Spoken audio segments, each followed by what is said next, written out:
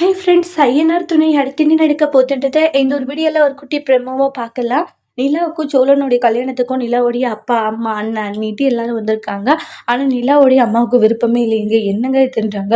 விடு, வேற என்ன பண்ண முடியுன்றாங்க. அவளுக்கு பிடிச்சிருக்கு, பண்ணி வைக்க வேண்டியதுதான்றாங்க. அதுக்கப்புறம் சோழன் ஒரு மாதிரி பயத்துல இருக்காங்க. லாஸ்ட் நேரத்துல இவங்க ஏதாச்சும் குட்டியை கொழுப்பிடுவாங்களோ அப்படின்ற ஒரு பயத்துல தான் இருந்துட்டு இருக்காங்க. சோழன் என்ன ஆச்சுன்றாங்க. ஒன்னும் இல்லையேன்றாங்க. ஒரு மாதிரி ரொம்ப டென்ஷனாவே இருக்கீங்களே, நீங்க கூலா இருங்க சரிங்களா, எல்லாம் நல்லபடியா நடக்கணுவாங்க. நிலா கையை பிடிச்சதுமே வந்து சரி ஓகே அப்படின்ற மாதிரி சொல்றாங்க. அதுக்கு அடுத்து ஏதாவது பார்த்தீங்கன்னா, நல்லபடியா வந்து நம்ம சோழனுடைய நிலாவுடைய திருமணம் நல்லபடியாவே முடியுது. தாலியெல்லாம் கட்டிட்டு ரொம்பவே ஹாப்பியா இருப்பாங்க சோழன். ஒரு சந்தோஷத்துல வந்து நிலாவுடைய கன்னத்துல முத்தம் கொடுத்துருவாங்க.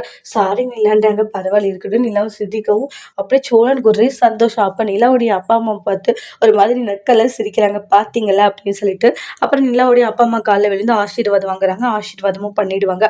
அப்புறமா வந்து சோழனுடைய அப்பா காலில் விழுறாங்க. இதே மாதிரி 100 வருஷம் நீங்க சந்தோஷமா இருக்கணுமா அப்படின்ட்டு சோழனுடைய அப்பாவும் ஆசீர்வாதம் பண்றாங்க. அப்புறமா சேரன் காலில் விழுந்து ஆசீர்வாதம் வாங்கிக்கிறாங்க. என்னைக்கு என்னைக்குமே நீங்க சந்தோஷமா இருக்கணுமா அப்படின்ட்டு சொல்லிட்டு பிளஸ் பண்றாங்க. அதுக்கப்புறமா வந்து இனி என்னுடைய குடும்பம் இனி நான் இப்படிதான் இருக்க போறேன் அப்படின்ட்டு சொல்லிட்டு நிறைய விஷயங்கள் வந்து நிலா சொல்றாங்க. இனி நீங்க என்னை குறிச்சு கவலைப்பட வேண்டாமா, என்னை சோழன் நல்லபடியா பார்த்துப்பாரு, உங்களுக்கு அந்த கவலையே வேண்டாம்னு சொல்றாங்க. அதோட இந்த பிரமும் முடிச்சிருக்காங்க. தேங்க்யூ.